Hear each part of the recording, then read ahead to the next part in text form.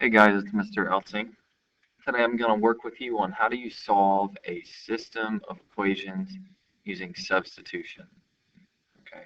Now just like the substitute teacher video on YouTube, you got to understand that our goal is to replace one of these equations with a new equation with just one thing. So notice we have x's and we've got y's in each equation. I want to replace it with just one. And I think one of the hardest things about these problems is where do you start, Mr. Elting? What do I solve for first and why? Well, here's my advice, guys. If you look here, go with what's easiest, okay? Notice y and x right here. Each don't have a coefficient. If you want my advice, always try to solve something without a coefficient at first. If you look here, either one is actually going to be pretty easy to solve for.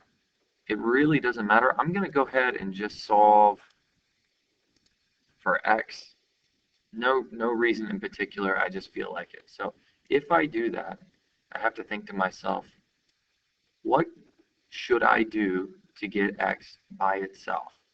Well, the answer is I have to get rid of this term, right? And how do you get rid of a plus 2y? You subtract 2y.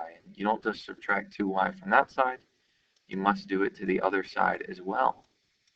After I do that, I get x is equal to 7 minus 2y. Beautiful.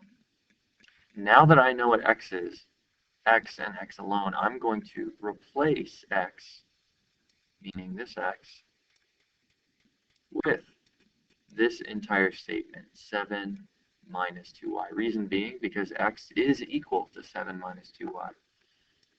How is that going to look, though? Some people get a little stuck on this part. Well, I'm going to write it in parentheses, put it exactly where the x was in that bottom equation. So this is really just my second equation rewritten with just, instead of an x, 7 minus 2y. Now the trouble with this is, oh, now we get this ugly looking equation, but I promise you it's not that bad. This is just a little math from first quarter. 2 times 7 is 14. 2 times negative 2 is negative 4y. And now we get an easier equation. I can already see I have a minus 4y minus y. That should be minus 5y. All of this still equal to 4. Going on from there, I know I need to get y by itself, so I subtract 14 from each side. 4 minus 14 is negative 10. Oops, forgot my y. And then my last step should be to divide both sides by negative 5. Negative 5, not 0.5. And that should give me y is equal to a negative divided by negative is a positive 2. So y is 2. And there's one last step to this. After you find y, you got to find x.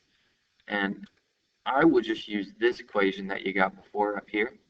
Because notice, x is just equal to 7 minus 2y. And since y was 2, 2 times 2 is 4. And 7 minus 4 is 3. So x is equal to 3. Y is equal to 2. And if we wanted to write this as an order pair, we would just list the x first and say the solution is 3, 2.